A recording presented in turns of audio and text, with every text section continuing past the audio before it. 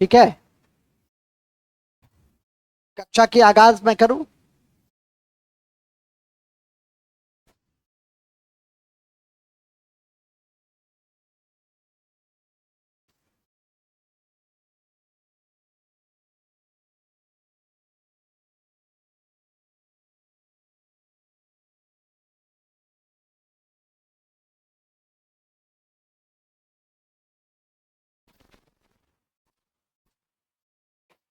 दो 2024 एक current of affairs के साथ साथ विविधा की भी कक्षा है।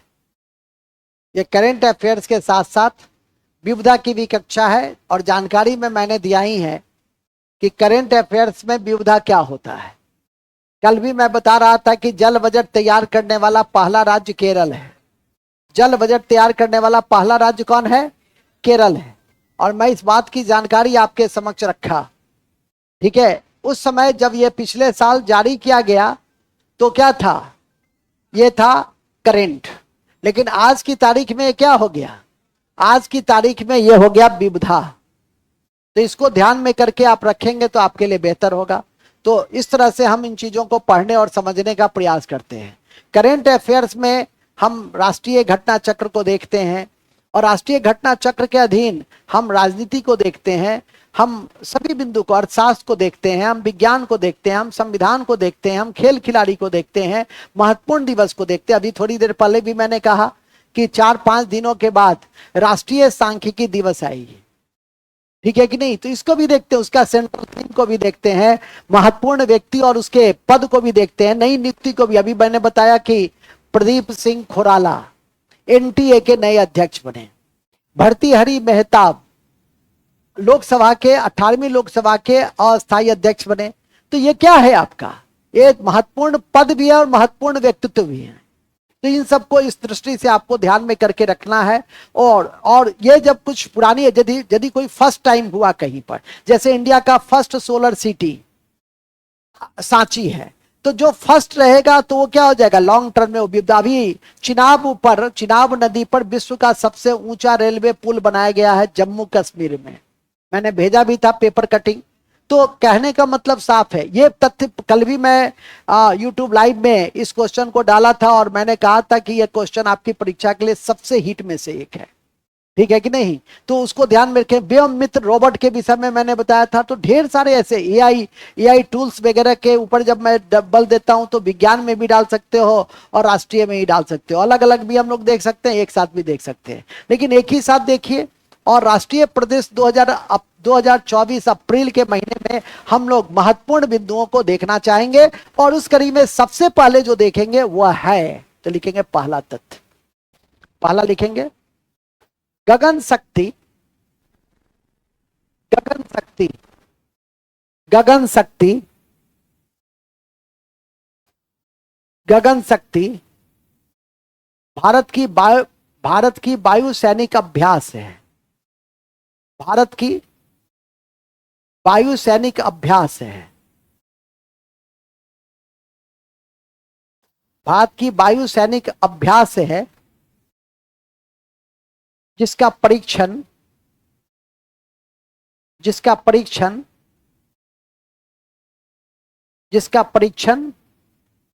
पोखरण राजस्थान में किया गया।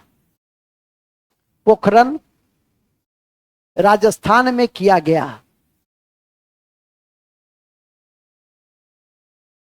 पोखरण राजस्थान में किया गया।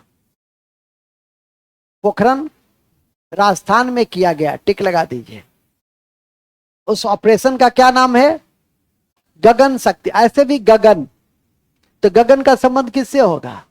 वायु से ही होगा। गगन यदि भुला गए कि स्थल सैनिक अभ्यास है, नौ सैनिक अभ्यास है, वायु सैनिक अभ्यास है, तो वहां पर क्या लगाओगे? प्रेजेंस ऑफ माइंड लगाओगे। ठीक है कि नहीं? तो वायु सैनिक अभ्यास कहां? तो पोखरण में। और याद रखिए कि भारत का जो पहला परमाणु परीक्षण हुआ था वो पोखरण में हुआ था 1974 को, और फिर 1998 को दूसरा परमाणु परीक्षण किया गया था। इस दोनों को आपको याद करके रखना है। पहली बार जो किया गया था तो उसका ऑपरेशन का नाम था बुद्ध मुस्कुराए। ठीक है कि नहीं? बुद्धा, स्माइलिंग बुद्धा। तो इन सब बातों की चर्चा पिछली कक्षा में मैं कर चुका हूं। फिलहाल फिर से एक बार बता दें कि पोखरण में हमने पहला परमाणु परीक्षण किया, और पोखरण कहाँ है? तो राजस्थान में है। अब हमें पोखरण जाने की आवश्यकता नहीं है। परमाणु परीक्षण के लिए अब हम क्रिटिकल लैब टेक्नोलॉजी टेस्ट का हम निर्माण कर लिया। लैब में ही हम अपने परमाणु बम का परीक्षण कर सकते हैं, ठीक है कि नहीं? तो हमने इस तरह के टेक्नोलॉजी को प्राप्त किया है जो अन्य विकसित देश के पास ही, कुछ ही विकसित देशों के पास है, हमारे अड़ोसी पड़ोसी देशों के पास नहीं है, ठीक है कि नहीं? आगे चलिए, नेक्स्ट दूसरा लिखेंगे तानपुरा। हाल ही में तानपुरा और सितार को ब्रैकेट में लिखेंगे महाराष्ट्र। महाराष्ट्र कॉमा मिराज, महाराष्ट्र कॉमा मिराज को जीआई टैग दिया गया। जीआई टैग दिया गया। जीआई टैग दिया गया। समझ जाइए, तानपुरा और सितार कहां का बनता है जिसको जीआई टैग दिए? महाराष्ट्र का जो बना उसको हमने जीआई टैग दिया। पिछले दिन भी हमने जीआई टैग की चर्चा की थी कि जीआई टैग क्या है, किस संगठन के मानक के अनुसार काम करता है, भारत में कौन सा मंत्रालय जीआई टैग देता है और कितने वर्षों के लिए देता है, और सबसे पहले किसे दिया गया। ये 5 बात मैंने बताई थी कि भारत का कॉमर्शियल मिनिस्ट्री देता है, कॉमर्शियल इंडस्ट्री मिनिस्ट्री देता है, डब्ल्यूटीओ के मानक के आधार पर दिए जाते हैं, 10 वर्षों के लिए दिए जाते हैं, और इसका सबसे बड़ा लाभ है कि स्थानीय रोजगार का सृजन होता है। अब आपने जान लिया कि तानपुरा मिराज इलाका में महाराष्ट्र में सितार और तानपुरा बनता है जिसको जीआई टैग है, तो आप कभी उस क्षेत्र में जाइएगा तो खरीदिएगा, जिससे आर्थिक अवसर का विकास होगा, ठीक है कि नहीं? अब कोई आदमी दरभंगा आते हैं तो मिथिला मखाना जोड़ लेते हैं या मखाना मंगवाते हैं, और आज स्थिति यह हो गई है कि 1400 रुपया विगत 2 साल में मखाना की कीमत में 800 रुपये वृद्धि हो गया है। अब डिमांड ज्यादा है, सप्लाई कम हो गया, यह भी एक चिंता का विषय है, ठीक है कि नहीं? पहले क्या था, सप्लाई ज्यादा था, डिमांड कम था, तो 500 और 600 रुपये आपको मखाना मिल जाते थे। लेकिन 2 साल में जब से जीआई टैग मिला और ओडीओपी पुरस्कार मिला, तब से क्या हो गया, तब से मखाना की कीमत में वृद्धि हो गई। तो इससे स्थानीय अवसर, स्थानीय रोजगार को क्या मिला, बढ़ावा मिला। तो ये एक महत्वपूर्ण बिंदु है। नेक्स्ट, बच्चा इधर आओ, इधर आओ ना।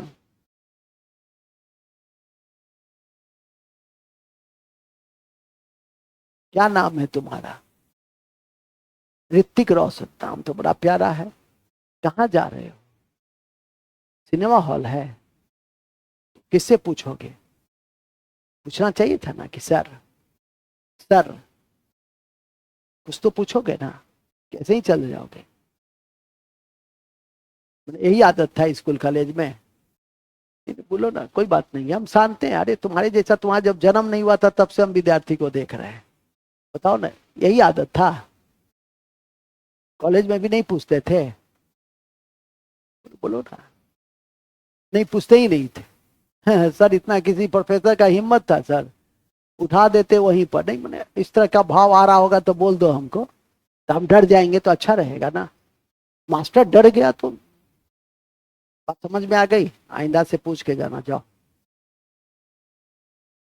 जब एचएम कार्यक्रम की शुरुआत करते हैं उस समय क्यों नहीं जाता है? चलिए नेक्स्ट, पूछ लिए। अरे आजकल विद्यार्थी को उठाओगे, विद्यार्थी उठा देगा। चलिए नेक्स्ट।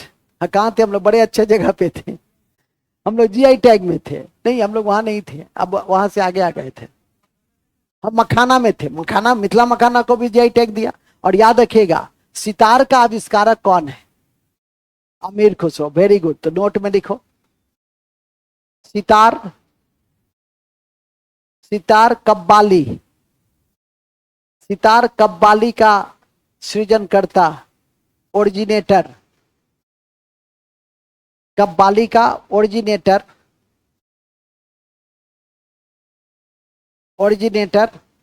कौन है? अमीर खुसरो है, जिन्हें भारत का तोता कहा जाता है।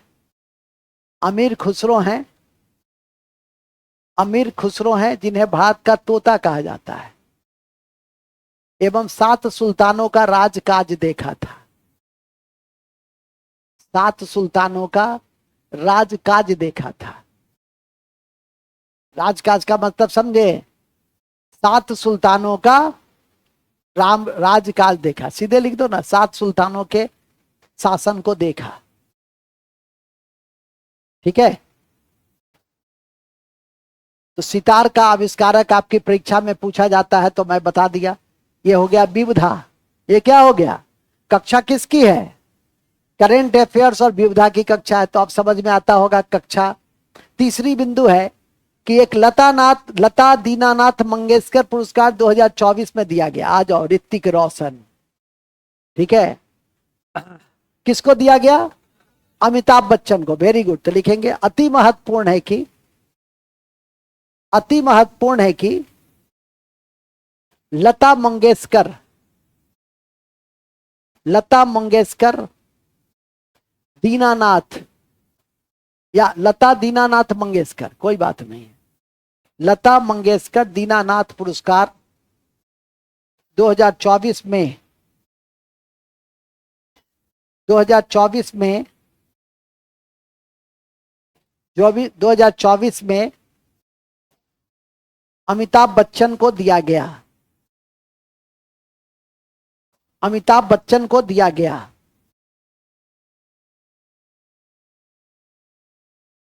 अमिताभ बच्चन को दिया गया। किसको दिया गया? अमिताभ बच्चन को दिया गया। नेक्स्ट, लता मंगेशकर किसी परिवर्तन, किसी परिचय की मोहताज नहीं है, और जब उनकी मृत्यु हुई थी तो यह भी पूछता था कि उनको भारत रत्न कब दिया गया, तो वो अब खत्म हो गया।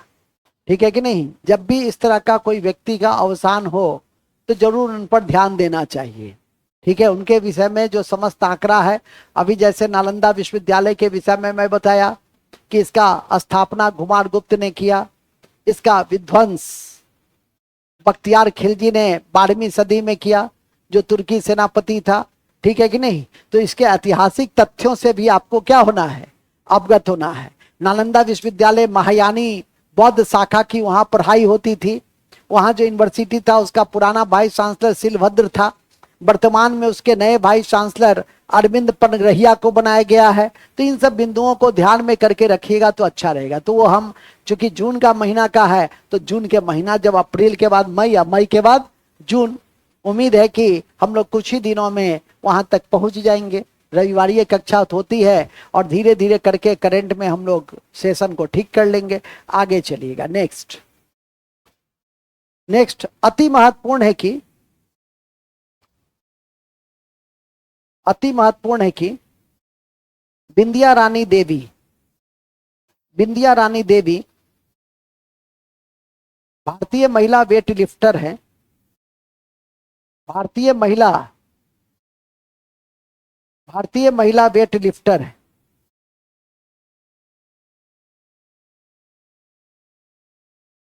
भारतीय महिला वेट लिफ्टर है।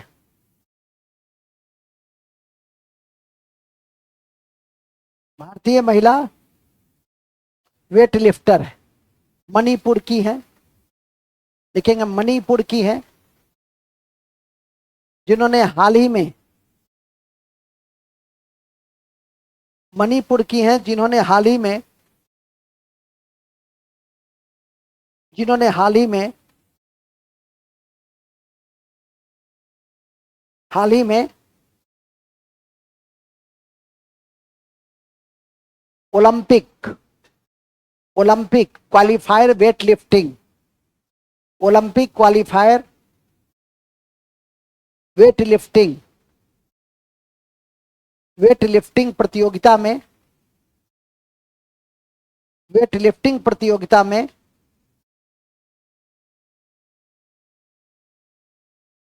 वेट लिफ्टिंग प्रतियोगिता में, वेट लिफ्टिंग प्रतियोगिता में कांस्य पदक जीता, कांस्य पदक जीता।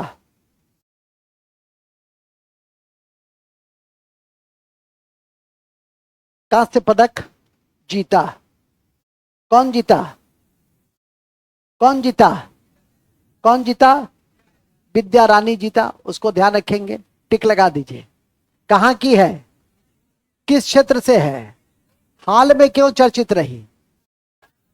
ओलंपिक क्वालिफायर वेट लिफ्टिंग विश्व कप में कांस्य पदक जीता इस कारण से, और इसीलिए ध्यान करके रखिए, ठीक है कि नहीं। नेक्स्ट, साक्षी मल्लिक का नाम सुना होगा, महिला पहलवान है जिसने भारतीय कुश्ती संघ के जो भ्रष्टाचार है उसको उजागर करने में उन्होंने अपनी दृढ़ प्रतिज्ञता का, दृढ़ इच्छा शक्ति का परिचय दिया। फोर्ब्स मैगजीन में हाल ही में 100 प्रभावशाली व्यक्तियों में उसको स्थान दिया गया है। तो लिखेंगे भारतीय महिला पहलवान, भारतीय महिला पहलवान, भारतीय महिला पहलवान साक्षी मल्लिक को, साक्षी मल्लिक को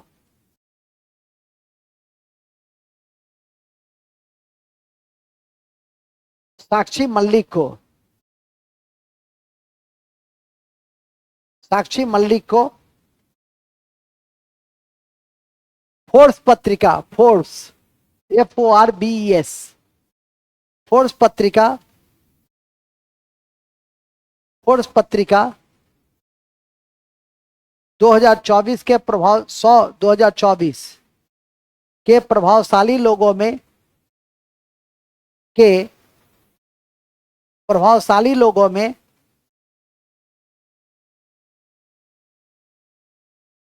प्रभावशाली लोगों में उसने अपना स्थान बनाया।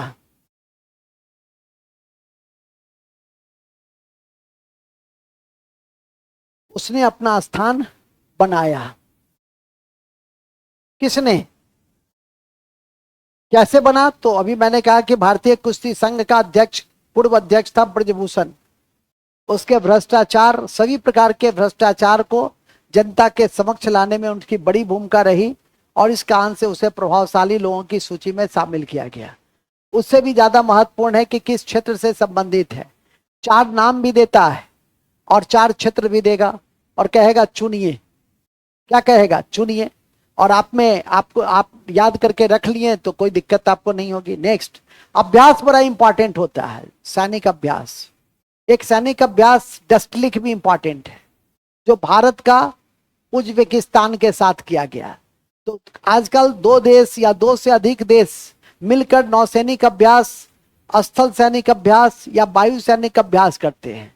जब इस तरह की अभ्यास होती है और समाचार पत्र का सुर्खियां बनता है तो उसको आप जरूर याद रखिए, ठीक है कि नहीं। जैसे कल भी शाम में बता रहे थे कि धर्म गार्जियन जापान के साथ, उसी तरह से डस्टलिक, डस्टलिक उज्बेकिस्तान के साथ। एक ही दिन में तुम 5 अभ्यास है, मुख्य रूप से 5-7 अभ्यास है, एक ही दिन में रट नहीं पाओगे। एक एक करके 2-4 दिनों पर हम देते ही रहते हैं, बताते ही रहते हैं, और आपका काम है कि आप उसको याद करके रखिए। लिखेंगे अति महत्वपूर्ण है कि दस्तलिक अभ्यास, दस्तलिक, दस्तलिक, दस्तलिक संयुक्त सैनिक अभ्यास है, संयुक्त सैनिक अभ्यास है।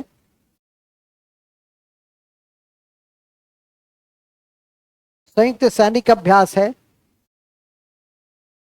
जो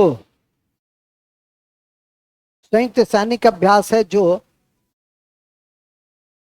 जो भारत और उज्बेकिस्तान के बीच, भारत और उज्बेकिस्तान के बीच उज्बेकिस्तान में ही आयोजित किया गया। उज्बेकिस्तान में ही आयोजित किया गया।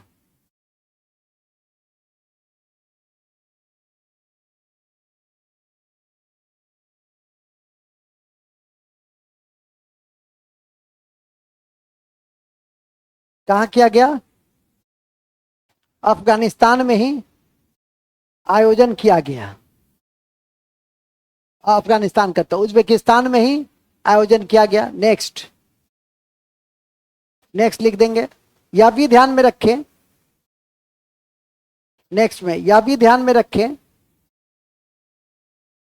कि हाल ही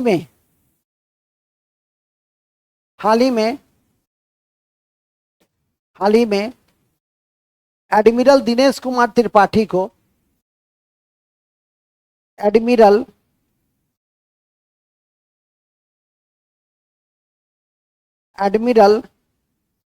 दिनेश कुमार त्रिपाठी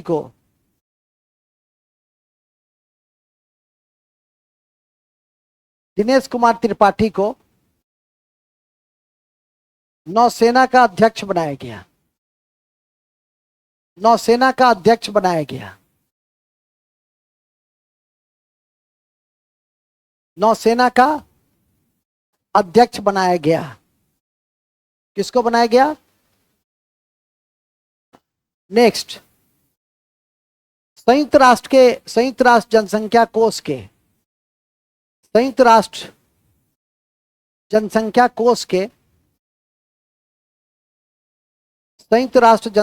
कोष के एक रिपोर्ट के अनुसार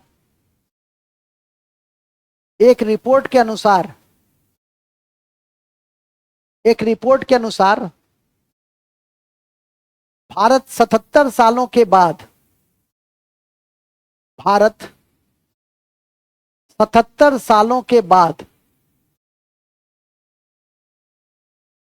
जनसंख्या के क्षेत्र में दुगुना हो जाएगा। जनसंख्या के क्षेत्र में दुगुना हो जाएगा। जनसंख्या के क्षेत्र में दुगुना हो जाएगा। ठीक है, क्या हो जाएगा? दुगुना हो जाएगा। कितना? मतलब अभी यदि 142 है तो आफ्टर 77 ईयर्स चीन हमसे पीछे होगा। आप खुद भी देख सकते हैं, क्योंकि भारत का टोटल फर्टिलिटी रेट, जो कल भी मैं बता रहा था कि एक माँ, एक औरत, एक महिला अपने प्रसव जीवन काल में जितनी औसत बच्चे को जन्म देती है, वो भी आज भी हमारे देश में अधिक है। इसको हम TFR कहते हैं, जो इस बार यूपीएससी ने पूछा भी था, और मैं जनसंख्या की कक्षा जब भी लेता हूं तो TFR की चर्चा जरूर करता हूं। शिशु मृत्यु दर, मातृ मृत्यु दर इत्यादि की कक्षा में जरूर बताई जाती है। इन सब अवधारणा को स्पष्ट रखिए। फिलहाल तो अभी हम लोग एक आंकड़े को देख रहे हैं जो संयुक्त राष्ट्र जनसंख्या कोष के द्वारा जारी किया गया। पूछा भी जाता है किसके द्वारा जारी किया गया, तो अभी तो बड़ा आसान लग रहा है, लेकिन जब विकल्प देता है, संगठन देता है, तो उस समय फिर हाथ पांव फूलने लगते हैं। यही 2-3 बार देख लोगे तो समस्या नहीं होगी। अब आइए, हल्का लड़ाकू विमान का आज युग है और हाल ही में हम उसका परीक्षण किए, जिसका नाम है तेजस। आजकल पूछा भी जाता है कि निम्नलिखित में से कौन हल्का लड़ाकू विमान का उदाहरण है। उसकी कई श्रृंखला भी याद करके रखनी होती है, तो लिखेंगे हल्का लड़ाकू विमान, देश का हल्का लड़ाकू विमान तेजस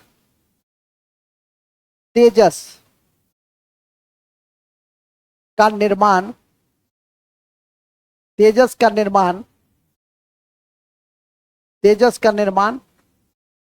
Hindustan aeronautics limited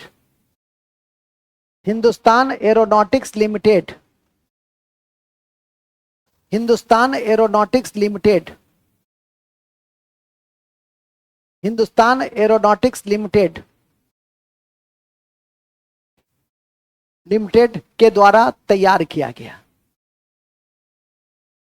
Hindustan aeronautics limited, Bangalore लिख लो, बंगलोर ब्रैकेट में। हिंदुस्तान एरोनॉटिक्स लिमिटेड का कभी कभी मुख्यालय भी पूछ देता है, तो कहां है? बंगलोर के द्वारा तैयार किया गया। नेक्स्ट, आप लोग को कई बार बता चुके हैं और उसकी पहली खेप उस देश में चली भी गई है, और वह है ब्रह्मोस, और देश का नाम है फिलीपींस। हमने अपना ब्रह्मोस मिसाइल किस देश को बेचा है? फिलीपींस को, जिसकी राजधानी मनीला है, और मनीला में अंतर्राष्ट्रीय चावल अनुसंधान केंद्र भी है। इसको जरूर याद रखिएगा। इसी मनीला से हम एशिया का नोबेल पुरस्कार भी देते हैं, जिसका नाम है रेमन मैग्सेसे पुरस्कार। जो सबसे पहले जिस भारतीय को दिए थे उसका नाम था विनोबा भावे, जो व्यक्तिगत सत्याग्रह आंदोलन के, गांधी जी के व्यक्तिगत सत्याग्रह आंदोलन के पहले सत्याग्रही थे और जिन्होंने देश में भूदान आंदोलन को जन्म दिया था। सर्वोदय की अवधारणा को मजबूत बनाने में उनकी बड़ी भूमिका रही। इन सब कारणों से हम विनोबा भावे को याद रखने का प्रयास करते हैं। उनका एक आश्रम भी बड़ा चर्चा में रहा इतिहास में, और आश्रम का नाम था पबनार आश्रम। आश्रम का नाम था पबनार आश्रम। तो इस तरह से विनोबा भावे को आप याद रखने का प्रयास करिए, इतिहास में आप उसको पढ़ते भी हैं। फिलहाल तो हम लोग अभी ये देखेंगे, क्या कौन सा चीज देखना चाहेंगे? फिलीपींस। तो लिखेंगे, भूलेंगे नहीं। रक्षा सौदे के तहत, रक्षा सौदे के तहत, रक्षा सौदे के तहत भारत ने ब्रह्मोस मिसाइल, भारत ने ब्रह्मोस मिसाइल, भारत ने ब्रह्मोस मिसाइल की पहली खेप,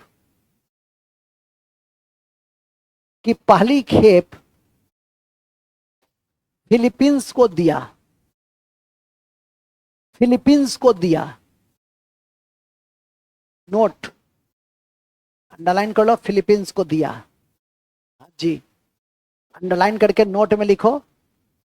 फिलीपींस की राजधानी मनीला है, फिलीपींस की राजधानी मनीला है, फिलीपींस की राजधानी मनीला है, जहां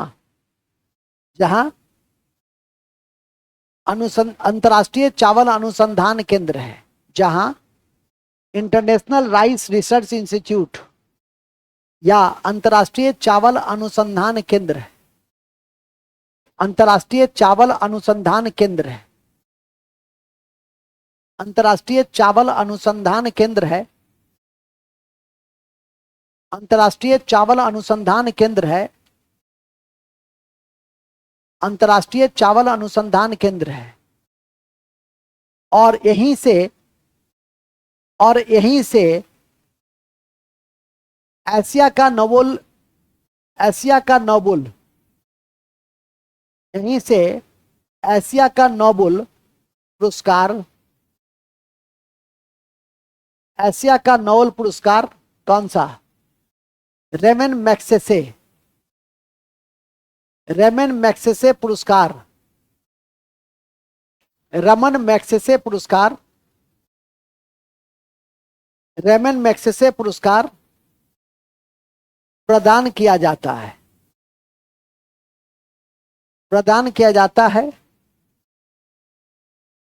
जो सबसे पहले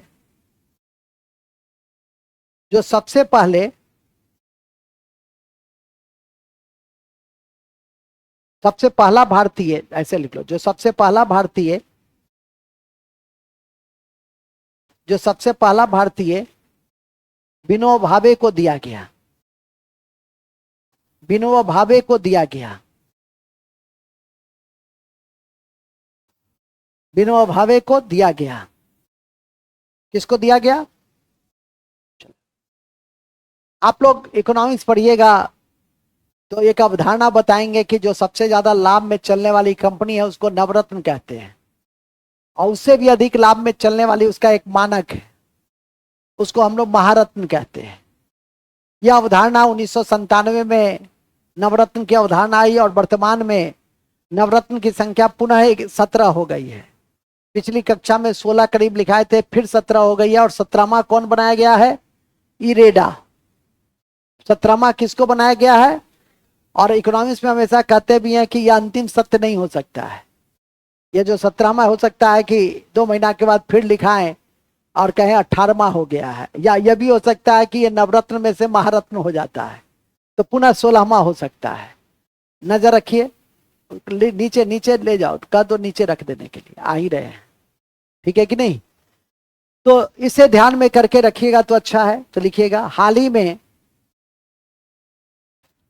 नवरत्न की संख्या भारत में 17 हो गई है, 17 हो गई है। क्या हो गई है? 17 हो गई है। इस कड़ी में 17वें रूप में, इस कड़ी में 17वें रूप में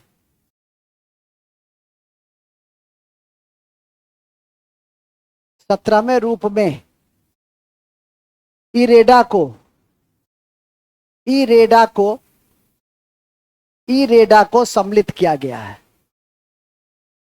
इरेडा को सम्मिलित किया गया, IREDA, IREDA, पूरा नाम लिख लो, Indian renewal Indian renewal energy development agency.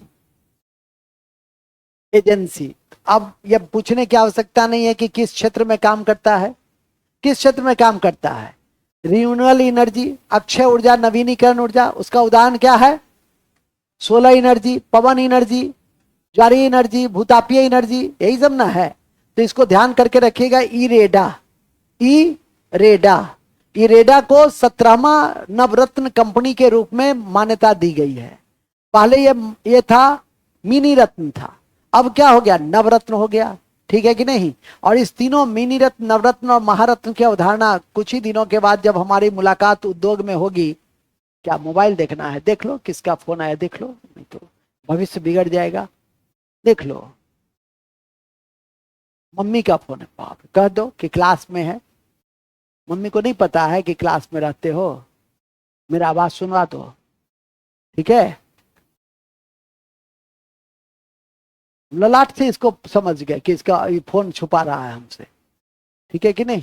चेहरा बताया था, कहे हम त्रिकालदर्शी हैं, बात ही नहीं समझता है। हम तो मोबाइल देखे भी नहीं, लेकिन तुम्हारा हाव भाव एक्टिविटी से पता चल गया कि कुछ छुपा रहे हो। तो हमसे छुपाओगे क्या? तो हमसे छुपाओगे मोबाइल, और क्या छुपाओगे? मूल में आ जाइए। अरे वो ऋतिक रोशन आया जी, देखो तो कब आ गया, तुम कब चला जाता है, कब आ जाता है। ठीक है, हमको लगा कि कहीं रावण वाला लघु शंका तो नहीं कर रहा है। चलिए ठीक है, पहुंच गया है, लेकिन पहुंचा कब हम देखे नहीं। तो हम बुलाए थे, अब हमको ही बुढ़ापा आ गया, सठिया रहे हैं लगता है। कहते हंस रही हो, तुम अपना देखी हो चेहरा। हाँ हाँ हाँ हाँ। Oh my God, thank you so much, बहुत बहुत धन्यवाद। इतना प्रशंसा किया, मैं तो पागल हो रहा हूँ। और पागल तो कुछ भी कर सकता है। कितना बढ़िया इसने प्रशंसा की है। चलिए ठीक है सर। अच्छा, रियलिटी, धन्यवाद कह दो, धन्यवाद। कितना बार यार एक शिक्षक से धन्यवाद लोगे? सुबह से तुमको 11-12 बार धन्यवाद चुका हूं। चलिए ठीक है। हाँ, तो मैं बता रहा था, हम जितना 80 साल की अवस्था में जब पढ़ाएंगे ना, तो वो ऐसा ही रहेंगे। बात समझा? तुम 25 साल के बाद मिलने आओगे ना, तो हम ऐसा ही इसी तरह से हम रहेंगे। बात समझा? हाँ, दवाई खाते हैं। दवाई यही ना है कि तुमको देख के मुस्कुराते हैं, और मेरी मुस्कुराने की वजह तुम हो। तुम्हारी जैसा जितना लुच्चा छात्र है उसको ठीक करना, ठीक है कि नहीं, मेरा मिशन है। तो आशा है समझ गए होगे। ठीक है, इसके टाइप का जितना लुच्चा है उसको ठीक करना मेरा मिशन है, और इसी में हमको आनंद की प्राप्ति होती है कि मैंने कुछ समाज में निर्मित किया। समझा? चलो आगे आओ, चुपचाप पढ़ो। कहाँ थे हम लोग? इरेडा। तो इरेडा, हाँ, तो इरेडा समझ में आ गई ना कि किस क्षेत्र में काम करता है? तो अक्षय ऊर्जा के क्षेत्र में काम करता है। और भारत का अक्षय ऊर्जा में 40% योगदान है। भारत का अक्षय ऊर्जा में 40% योगदान है। विगत कुछ वर्षों में हम काफी तेजी से, कल भी मैं बता रहा था कि इसका जो सोलर प्लेट होता है वो किस धातु का, किस अर्ध धातु का बना होता है? तो सिलिकॉन का होता है, जो आयातित है। और इसीलिए महंगी है। अभी हमारे यहाँ सोलर एनर्जी प्लेट वगैरह महंगी होने के कारण हर घर तक हम उसकी पहुंच नहीं बना पाए। सरकारी अनुदान पे चल रही है, और कोई व्यवस्था जब सरकारी अनुदान पे चलता है तो वो ड्यूरेबल नहीं होता है, वो लंबे काल तक नहीं टिक सकता है, जब तक कि लोग स्वतः आगे बढ़कर उसे अपनाएंगे नहीं। और वो अपनाएंगे कब? जब हम इसके वैकल्पिक जो, जिससे कि इसकी टेक्नोलॉजी जितनी सस्ती हो जाएगी और आसान मैनेजमेंट हो जाएगा। खराब हो गया, पड़ा हुआ है साल भर, तो अंधेरे में आप रहिएगा, ठीक है कि नहीं। जैसे अभी बिहार में सीएनजी बहुत सफल नहीं है। क्यों नहीं सफल है? यहाँ के बाद सीधे है दिल्ली मोड़ के पास, दिल्ली मोड़ के बाद सीधे मुजफ्फरपुर में है। तो सीएनजी के साथ साथ बिहार के लोग क्या करते हैं? दिल्ली के लोग करेंगे सीएनजी का, तो सीएनजी गाड़ी ही का उपयोग करेंगे, लेकिन बिहार में सीएनजी के साथ पेट्रोल, क्योंकि सीएनजी कहीं रुक गया तो पेट्रोल चलेगा, ठीक है कि नहीं। तो हम लोग के यहाँ भी उस तरह का इंफ्रास्ट्रक्चर जब तक कंप्लीट नहीं होगा तब तक हम सीएनजी को अडॉप्ट नहीं कर पाएंगे, जबकि बहुत सस्ती है सीएनजी। 1000 रुपया में आप पटना जा सकते हैं, पेट्रोल पे आप 3500 में जाइएगा, डीजल में भी लगभग उसी के आसपास मूल्य हो गए हैं, तो उसी के आसपास पहुंचिएगा। तो आप खुद सोच सकते हैं, बावजूद इसके कि हम सीएनजी को अडॉप्ट क्यों नहीं कर रहे हैं, क्योंकि उसकी मेंटेनेंस आपकी जो है या उसका जो डिस्ट्रीब्यूशन है वो अभी बहुत अच्छा नहीं है। कहीं मैंने कहा है कि दरभंगा में 1-2 जगह सीएनजी मिलता है, ठीक है कि नहीं। तो जब तक उसका, जैसे अभी पेट्रोल लेने जाओगे तो इधर इधर इधर जिधर चाहोगे तुमको पेट्रोल का एक पंप मिल जाएगा। उसी तरह से सीएनजी का जब पंप होगा तो ठीक सोलर एनर्जी में भी वही है कि जब तक उस तरह का मैकेनिज्म नहीं डेवलप होगा तब तक हम उसको, ठीक है वातावरण बना है, लोग समझ रहे हैं अच्छी चीज है, सोलर प्लेट से एनर्जी प्राप्त करते हैं, तो इससे अच्छी चीज क्या। मैंने स्वयं ट्राई किया कि पूरे लक्ष्य को हम सोलर प्लेट पर उसको कर दें, लेकिन जब हम उसका पूरा आकलन किए तो खर्चा से लेकर, फिर मैंने खर्चा कोई बात नहीं है, 10 लाख रुपया भी हो सकता है, लेकिन सबसे बड़ा था कि खराब भे गई था, तो खराब भे गई था। पटना से एकटा आते, दूटा दिल्ली से आते, हम समझ गए कि ये अंत में क्या होगा कि ये 100 पीस होगा कि देखियो हमर ओइठाम सोलर प्लेट वाला एनर्जी सिस्टम है, ठीक है। इसके अलावा 10 लाख निवेश करने के अलावा कोई अचीवमेंट नहीं होगा। जब हमको बिजली ही नहीं मिलेगी साल 6 महीना के बाद तो फिर कठिनाई होगी। हाँ होगा, 2 महीना 1 महीना के बाद आएगा तो स्वाभाविक है कि तब तक तो आप अंधेरे में नहीं रहिएगा। आगे लिखिए, कहाँ थे हम लोग? लास्ट हो गया इरेडा। एसोचेम एक व्यापारिक संगठन है, तो लिखेंगे एसोचेम के नए अध्यक्ष संजय नायर को बनाया गया है, संजय नायर को बनाया गया है। एसोचेम एक व्यापारिक संगठन है जिसके नए अध्यक्ष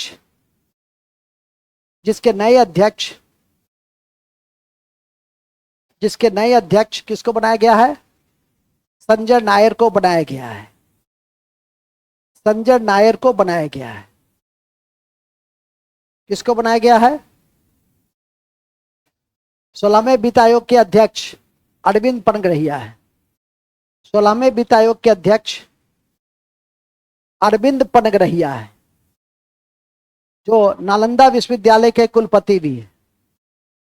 अरविंद पनगरहिया है, अरविंद पनगरहिया हैं जो नालंदा विश्वविद्यालय के कुलपति भी है।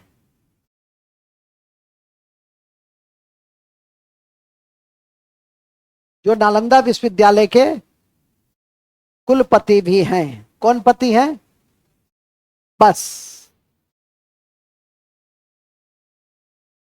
इन्हीं शब्दों के साथ हम आज के इस कक्षा की समाप्ति की घोषणा करते हैं। अगले दिन हम लोग, कोई बूस्टर फैक्ट नहीं, उसमें तो ऑलरेडी बूस्टर ही हैं सब, ठीक है कि नहीं। अगले दिन जब हम लोग आएंगे तो अंतर्राष्ट्रीय घटना चक्र और फिर लास्ट में बूस्टर फैक्ट के साथ अप्रैल माह को भी पूरा करेंगे। आशा करता हूं करंट पर रोज आप नजर रखिए और देखने का हल्ला नहीं, और देखने का नजरिया मैंने बता दिया कि करंट को आप कैसे अपने स्तर पे देखें। वही बड़े स्तर पे होता, जैसे अभी आपने देखा होगा कि बिहार के साथ साथ आंध्र प्रदेश विशेष राज्य की दर्जा का मांग कर रहा है, विशेष राज्य की दर्जा का मांग कर रहा है। तो बड़े स्तर पे क्या होता है कि विशेष राज्य के दर्जे की किस स्थिति में विशेष राज्य का दर्जा दिया जाता है, इसकी प्रारंभिक अवधारणा क्या है, और बिहार को विशेष राज्य का दर्जा मिलना चाहिए कि नहीं मिलना चाहिए, ये बड़े स्तर, अरे तुम्हारे कहने से नहीं ना होगा। आधार उसका है भौगोलिक दुर्गमता, सामाजिक आर्थिक पिछड़ापन।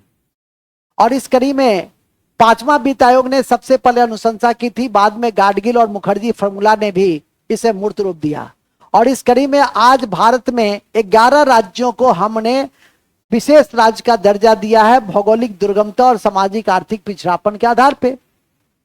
बिहार को, आंध्र प्रदेश को सामाजिक आर्थिक पिछड़ापन का आधार दिया जा रहा है। बिहार और आंध्र प्रदेश भौगोलिक दृष्टि से दुर्गम नहीं है, लेकिन हिमाचल प्रदेश भौगोलिक दृष्टि से क्या, उत्तराखंड भौगोलिक दृष्टि से क्या है, दुर्गम है, क्योंकि वहां न तो खेती ठीक से हो सकती है, न इंडस्ट्री ठीक से लग सकती है।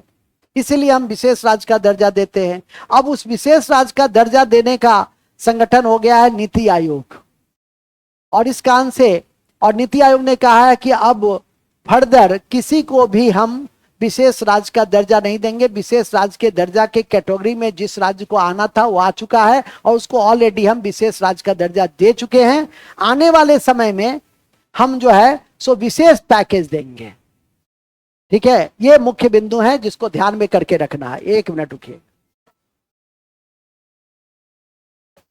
अवदीप जी ठीक है, नहीं ठीक है, बढ़िया। हाँ हाँ, याद है याद है, थैंक यू वेरी मच। यही करा ले।